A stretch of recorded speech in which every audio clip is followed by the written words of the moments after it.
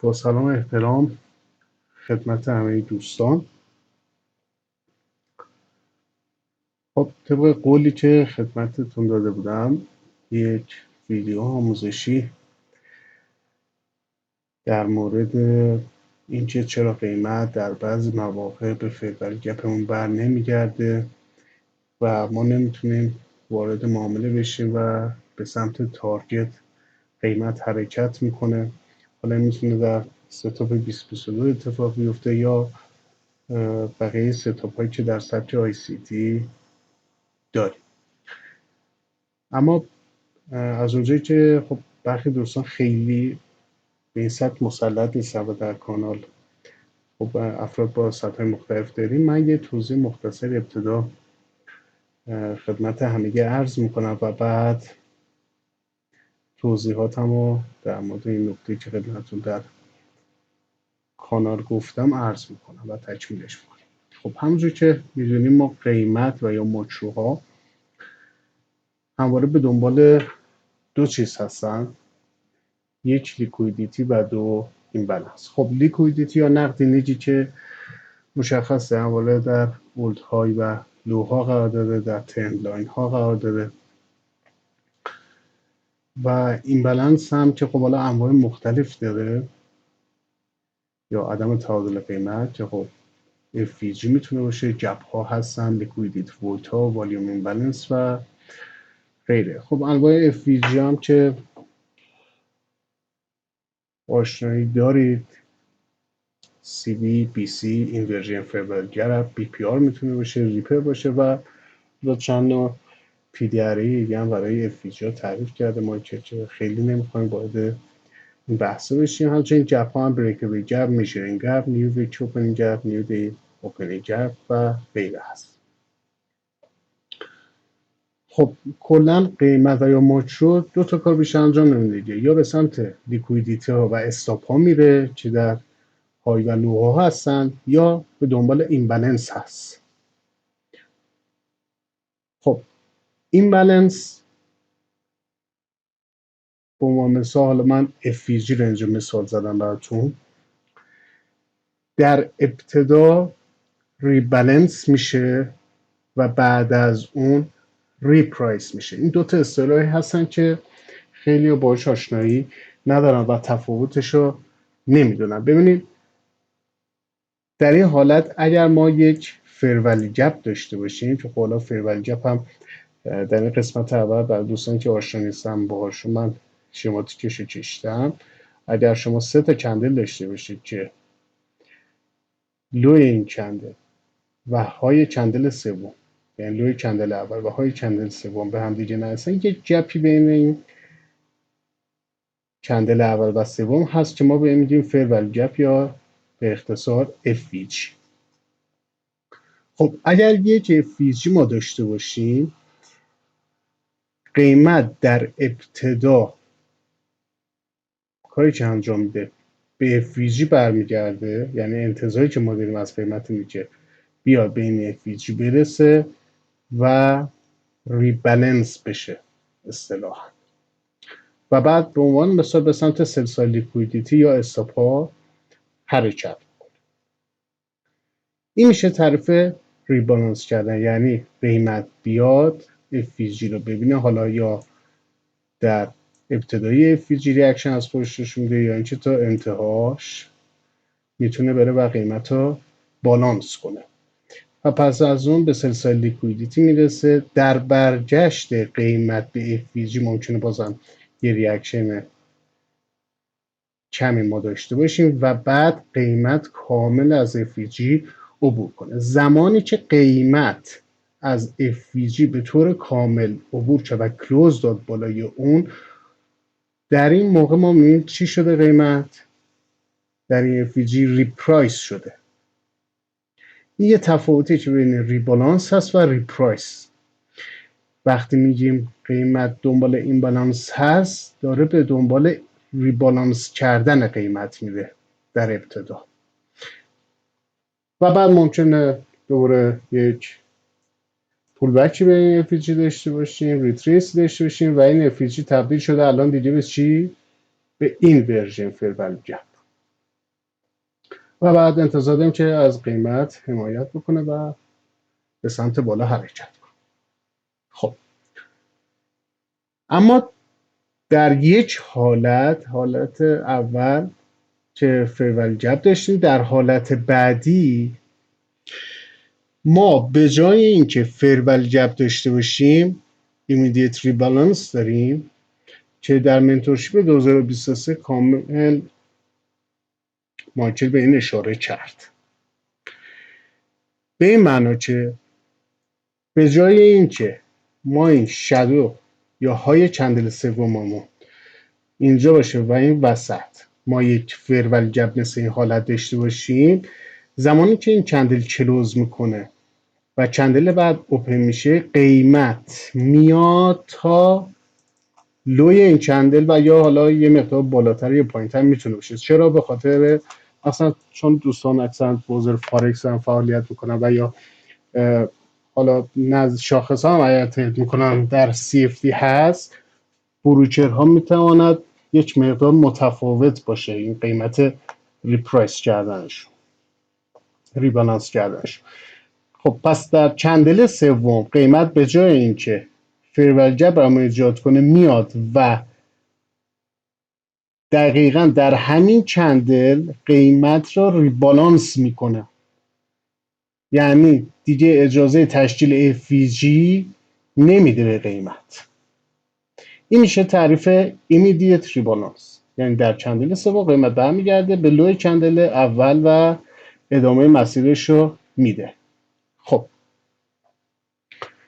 حالا نکته‌ای که هست اینجا اینه که در شکل سوم اگر ما چند کندل داشته باشیم و یک فیروال گپ داشته باشیم و بعد از این فیروال گپ، خب با ما مثلا ما اینجا انتظار داریم قیمت برگرده به فیروال گپ قبل از این کندل سوم، مثلا برگرده به فیروال گپ و ادامه مسیرش رو بده یا در این نقطه ما ورود داشته باشه. اما چه اتفاقی میفته؟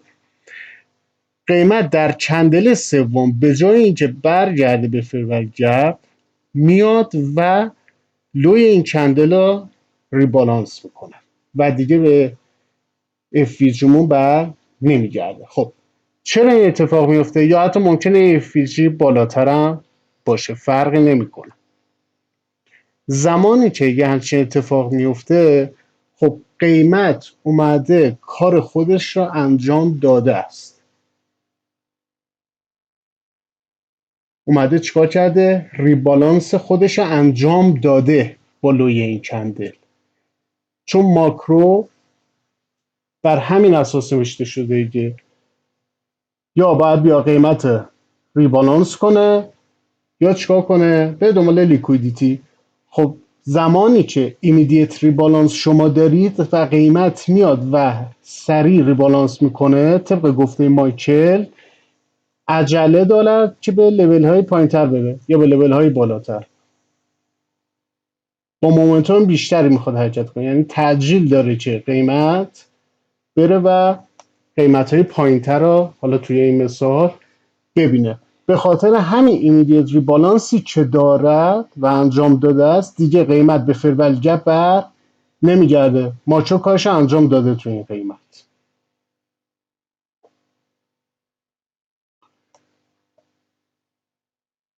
خب بریم توی چارت. من چند تا مثال آماده کردم ببینید و حالا بعد هم در مورد اینکه چطور میتونیم با این دیدگاه اسکلپ بکنید اونم بهتون روی چارت توضیح.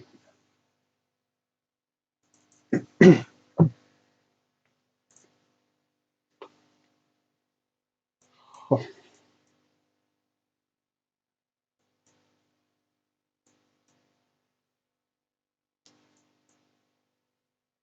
خب ببینید در این مثال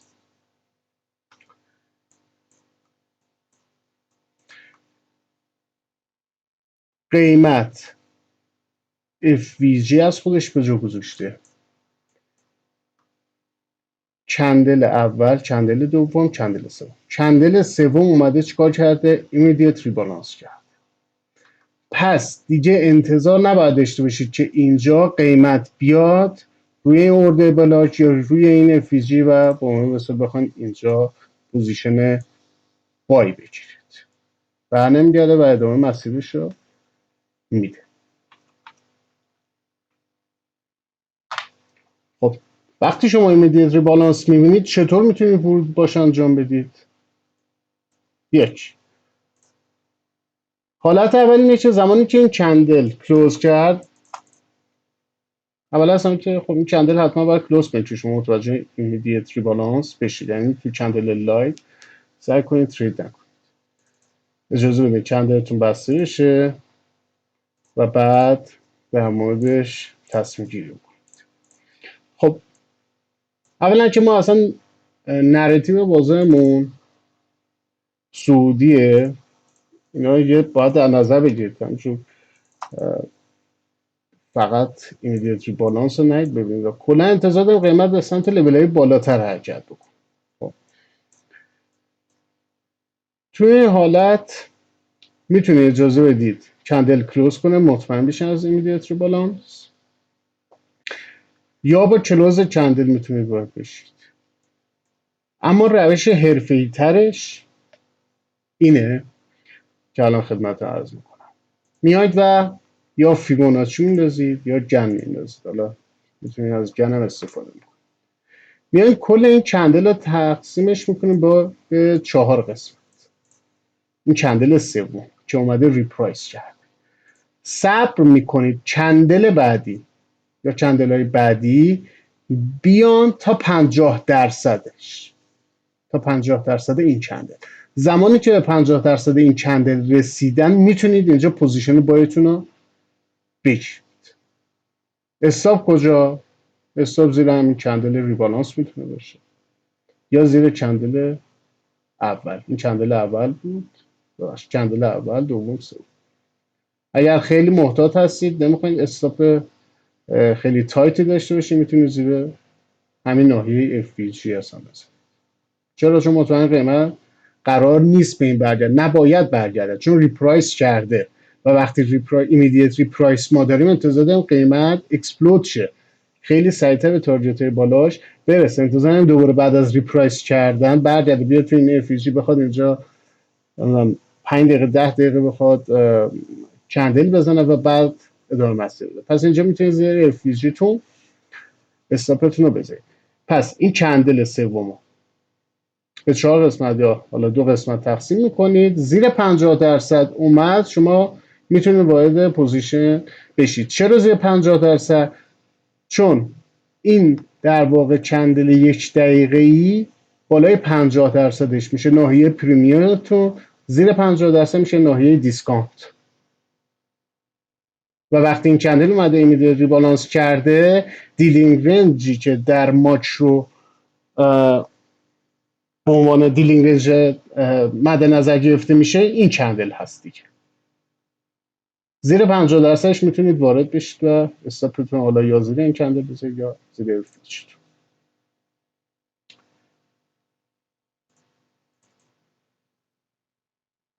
خب بریم مثال بعدی.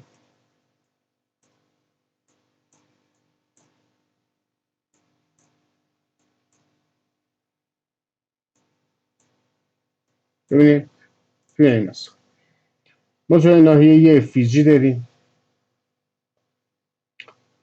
که خب میاد قیمت اینجا سل دیلیوری داره، برمیگرده قیمت دوره بای ساید دیلیوری، میاد کامل ریپرایسش میکنه. اینا وقتی این کندل کلوز میکنه قیمت میاد بالا، چیکار میکنه؟ لوی این کندل رو ریپرایس میکنه. میتونید وقتی این کندل کلوز کرد با کلوزش وارد بشید، اما بهترش چی بود؟ گفتن که میتونید صبر کنید و ناحیه 50% به بالای این کندل ورود بکنید. بهترین حالتش هم اینه که بیاد بالای این کندل مثل اینجا هاند کنه دوباره. این یه بهترین ورود، یعنی ورود در واقع ماکروها روی این قیمت هست. این کندل که کندل ایمیدیت ریبالانس اون هست دیدین ریشه در نظر میگیرن. اینجا همون قسمت اوورسولد یا اووربات که ماچو داره اونو در نظر میگیره. خب میتونیم بالای 50%ش بیایم و ورود میکنیم. ببینید شادو رو میبینید نسبت لول 50% چقدر ضعیفه. خب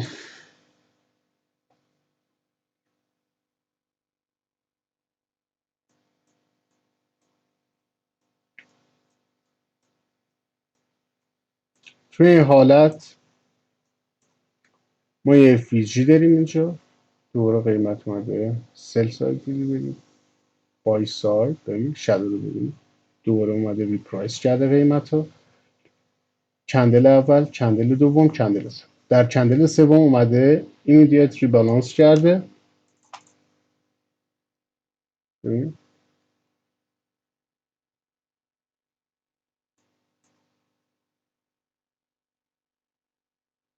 و میتونید بیاید در 50% کندل سوم ورود کنید. مثال بعدی اینجا این ناحیه FVG است.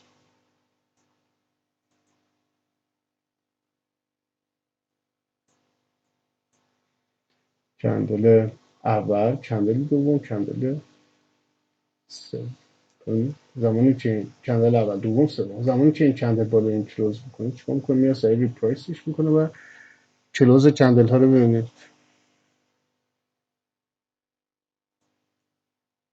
و به این ناحیه FVG باز هم نمیتونه برسه قیمت.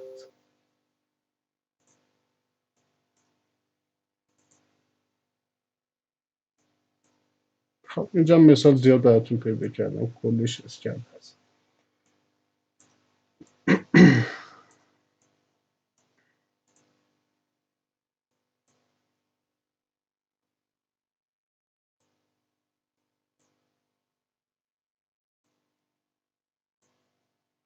اینجا یه ناحیه FVG داریم، اومده قیمت این کندل اومده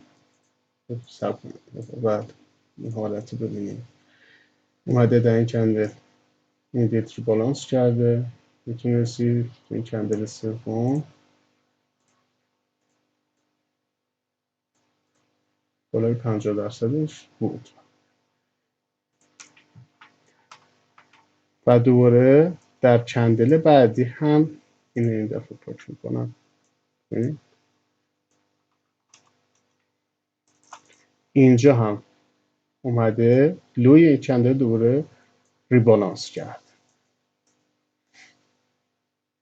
و دوباره میتونید چیکار کنید و این دفعه فیت بریز در 50%ش که اینجا هست ورود کنید.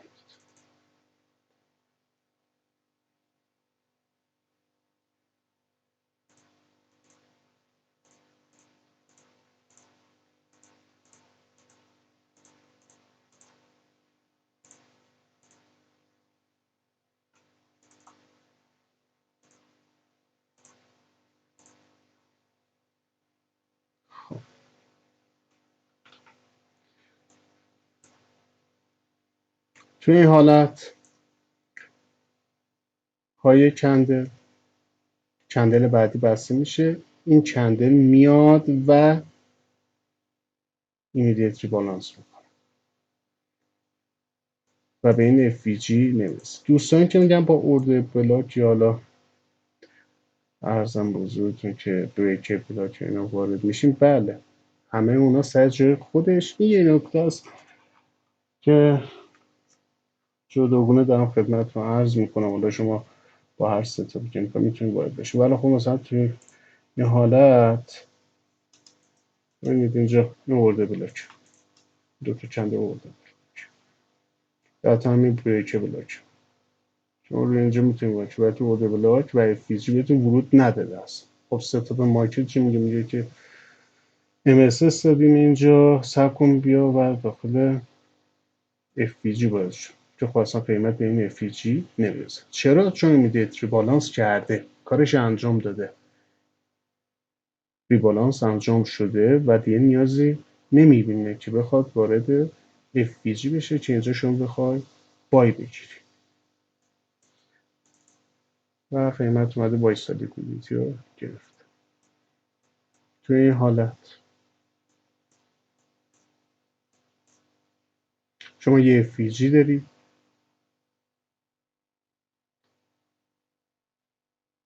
اینجا هایتون هست، زمانی که این کندل کلوز میشه میاد و سریع ریبالانسش میکنه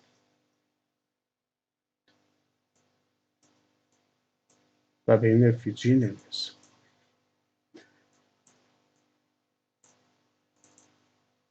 و اینجا وایسا لیکویدیتی رو میگیره.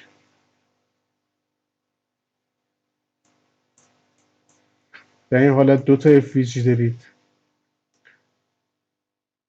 و کندل اول، کندل دوم، کندل سوم. تو کندل سوم میاد و اینجا چیکار میکنه؟ ایمیدیت ریبالانس میکنه و به FVG بالای خودش نمیرسه. اینجا هم میتونید توی این کندل 50%ش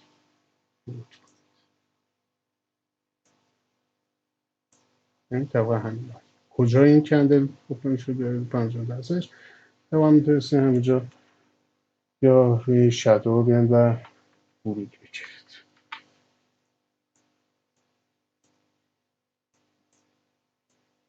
حالا این البته FVG نداشتیم ولی خب میخواستم ایمیدیت ریبالانس رو به این حالت هم بهتون نشون بدم که حتی FVG هم نداریم اینجا. اهمیت ایمیدیت ریبالانس رو ببینید به چه صورت اومده. اینجا سریع های این ریبالانس کرده و به مسیر خودش ادامه داره. رد پای مارکت، دقیقا صحبتی که مایکل میکنه اینه که یک امضا یا سیگنچری هست از مارکت ایمیدیت ریبالانس که میخواد با سرعت بیشتر به سمت لیکویدیتی حرکت بکنه و عجله داره قیمت برای اینکه بتونه سمت قیمت بالاتر حرکت کنه.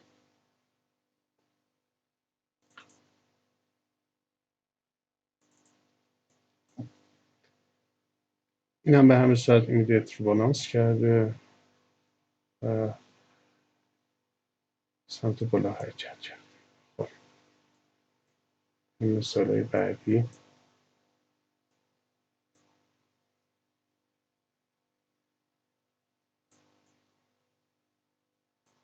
اونجا سلسله کویی داشتیم، FVG داشتیم، قیمت به FVG نمیرسه اما میاد و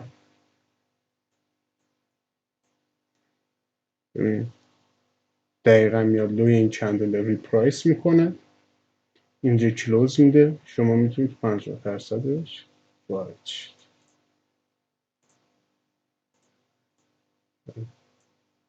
50%ش یه اسکل. حالا اینو میتونید تایم فریم 1 دقیقه است، شما تایم فریم 5 دقیقه، 15 دقیقه. کانسپت رو همه تایم فریم ها جواب میده، هیچ فرق نمیکنه. تا دیلی و ویکلی هم که بدید این کانسپت جواب میده.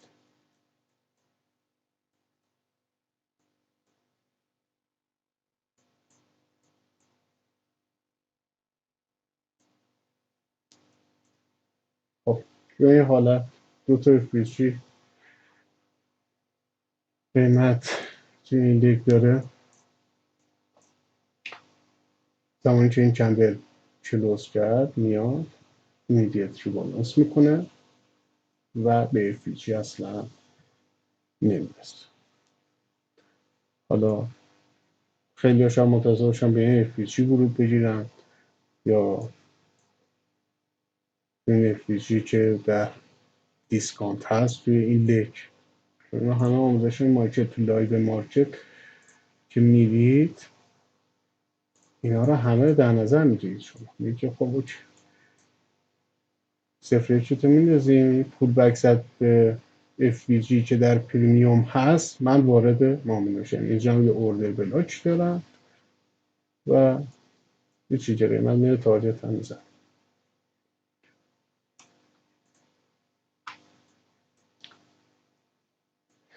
خب اینجا باز هم یک FVG اینجا داریم، ایمیدیت ریبالانس داریم و قیمت به FVG این پایین نمیرسه. اگر بخواید اینجا ورود بگیرید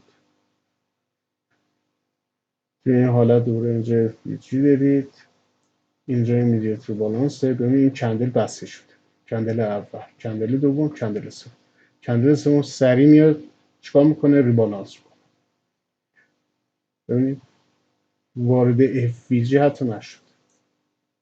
ببینید یه پیپت هم نتونسته بیاد داخل FVG. و زیر این FVG یا 50% این FVG میتونه ناحیه خوبی برای استاپ لاس باشه اگر دارید اسکلپ میکنید.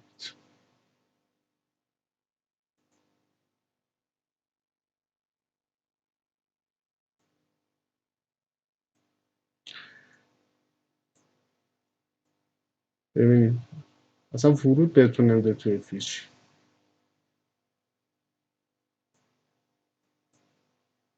اینجا FVG دارید، کندل اول، کندل دوم، کندل سوم. این کندل سوم سر میاد و ریبالانسش.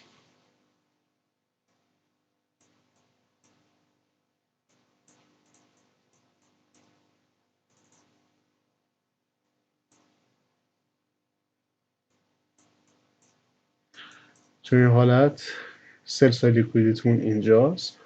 خب منتظر میخوام بمونیم که قیمت برگرده اینجا، پوزیشن اضافه بکنیم یا اصلا وارد ترید بشیم، یعنی که از کجا مطمئن بشیم که قیمت اصلا بر نمیگرده بیاد بالا. خب یکی از نشانهاش همین ایمیدیت ریبالانسیه که اینجا میبینید. نشان دهنده اینه که قیمت خیلی سریعتر میخواد به سل سایز لیکویدیتمون برسه. FVG این بالا، لوی کندل، کندل اول، کندل دوم، کندل سوم سری میاد ریبالانسش میکنه. شما میتونید توی 50%ش وارد بشید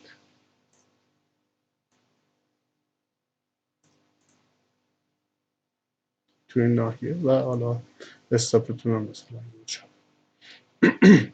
یه این بهترین ورود بالای های این کندل سوم بهترین جا برای ورود، جایی که یه ماکرو و اسمارت مانی ها اینجا وارد میشن.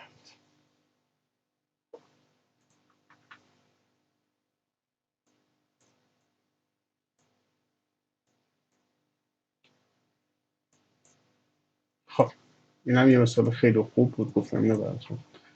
یعنی ببینید من خودم قبل از که این نکته رو بدونم و رعایت کنم تریدام میگفتم که خوبه که قیمت اومده حالا که این FVG بعد اینجا سلسال لیکویدیتی ایجاد کرده، اینجا ثبت میکردم تو این کندل میگفتم که خب بیاد این زیر استاپا رو بزنم، باید این FVG مثلا پریمیوم بشه. چرا؟ چون این FVG مون کجاست؟ ببخشید FVG دیسکانت هم بشه زیر ناحیه 50%، پس این FVG خیلی معتبرتره و استاپ این زیرم بگیره و بعد بباره.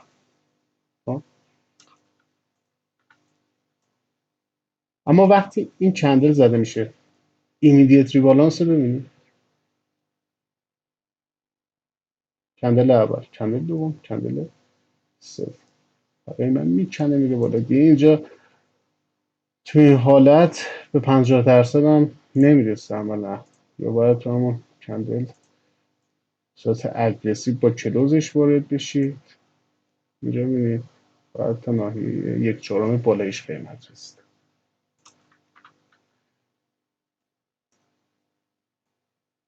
و به سمت تاریخ تکم. خب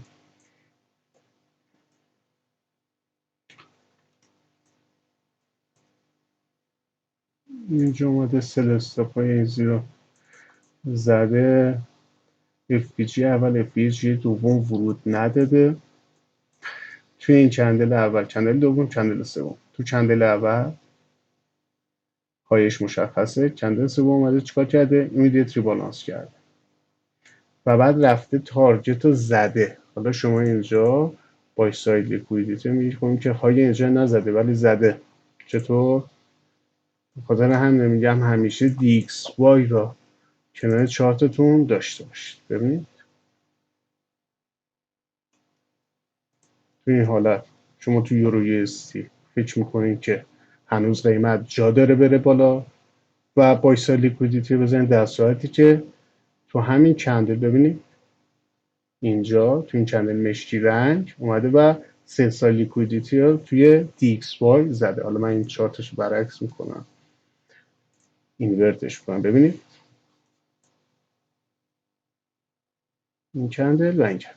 به خاطر همین من همیشه DXY رو دارم رو چارتم. چرا؟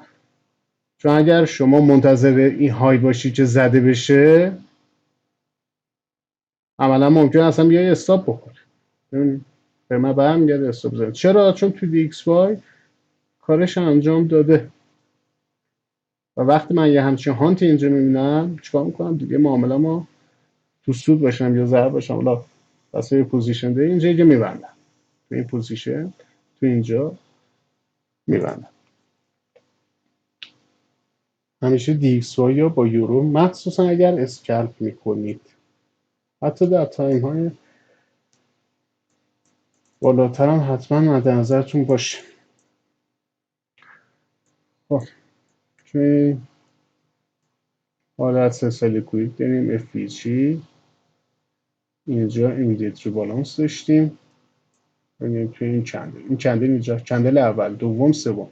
کندل دوم که بسته میشه منتظر کندل سوم میمونیم، میاد سریع ریبالانسش میکنه و ببینید چه ریجکشنی داره. خب کندل سوم ورود 50%. بهترین جا گفتم کجاست؟ بالای خود همین کندل، یعنی همین کندل سوم بیاد پانت کنه و یه اسکلپی داشته باشید.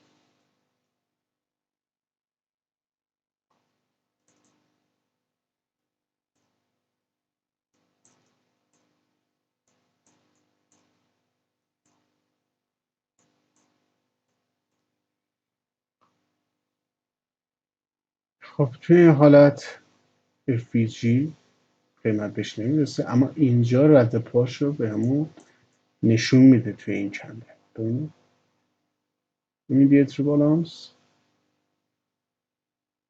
ادامه مسیر. میخوایم ورود کنیم کجا وارد شیم؟ کندل سوم 50%. این حالت بهش نمیرسه، بازم 50% بگید چه حرکت شارپی. چرا؟ چون میخواد سریع ایمیدیت بالانس اصلا امضای الگوریتمه، امضای ماکروه که من سریعتر میخوام به لیکویدیتی برسم. این FVG البته میتونست باشه چون اینجا FVG ایجاد کرده، تو همین FVG هم میتونست وارد شه، نیازی هم نبوده 50% برسه. یا تو این حالت ببینید قیمت اومده دوره ایمیدیت بالانس کرده و ریخته. مایکل خودش توی این ایمیدیت بالانس وارد میشه، یعنی قیمت وقتی برمیگرده ریبالانسش میکنه همینجا سلو میگیره. تریل لایواش اگر ببینید تو خیلی از تریل لایواش نمیگه این نکات ریزی که اینا باید خودتون بشین ویدیوشو ببینید. هر کدوم از ویدیوهای مایکل یه ستاپه.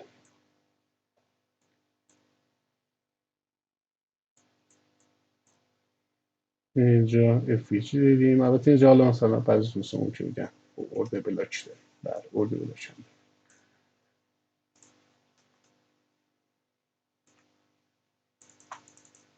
هم سلسال لیکویدیتی این دیتری بالانس، کندل اول، کندل دوم، کندل سوم. کندل سوم 50% به بالاش میشه ناحیه پریمیوم میشه. بهترین جا این نقطه است. میشه ببین مثلا قیمت دیگه بهش نمیرسه، بعد که حالا ریورس میشه کاری نداره، تو تارجت قیمت بهش نمیرسه.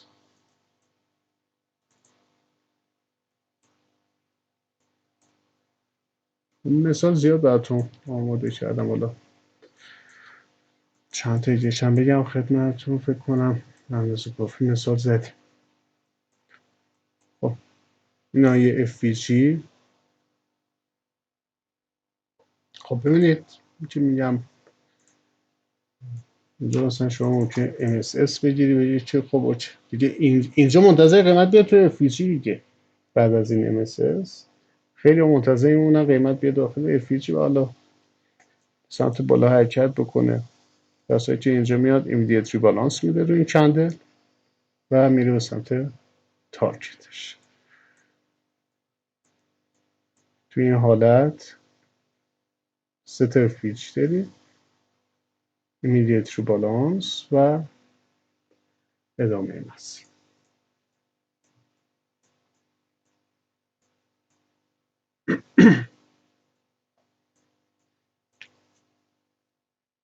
توی این حالت اصلا به کدوم FVG برگشت؟ اینجا اصلا FVG نمیدیم. اینجا اومده MSS داده مارکت. خب این FVG، اینجا ایمیدیت ریبالانس و ادامه مسیر. استاپ اگر اینجا بود FVG یا 50% بازم قیمت بهش نمیرسه. و ببینید چه حرکت خوب داشته. توی این حالت FVG قیمت نمیتونه بهش برسه، میاد در لوی های این چندل رو ببینید، با لوی این چندل یک ایمیدیت ریبالانس و بوم به سمت تارگت.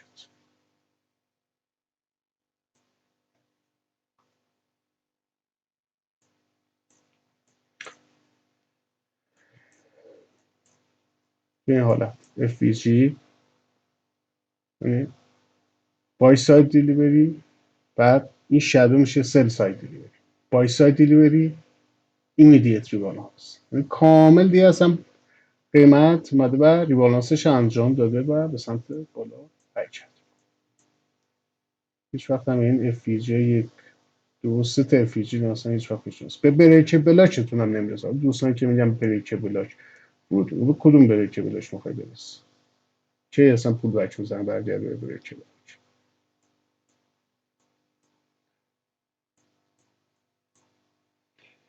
نکته ای که خدمتتون عرض کردم طلاست. برید تو تریداتون در نظر بگیرید اینا. خودش یک ماه کاره، یک ماه بک تسته، مثلا خودش یه ستاپه. مسلط بشید بهش، چه دی تریدر باشید، چه اسکلپر باشید، چه نمیدونم سوینگ بخواید کار کنید.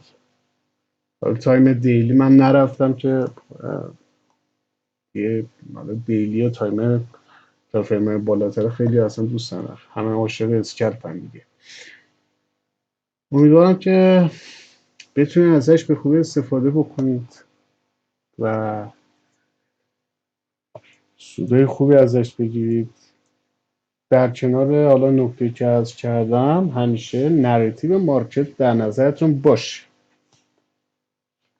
اگر دنبال سل ساید لیکویدیتی هستید، خب ایمیدیت ریبالانس هایی که در جهت سل ساید هستن استفاده بکنید. اگر دنبال به عنوان مثلا اینجا بای ساید، دنبال بای ساید هستید، اینجا خب معلومه که از این ایمیدیت ریبالانس این میتونید استفاده کنید برای تارگت اینجا.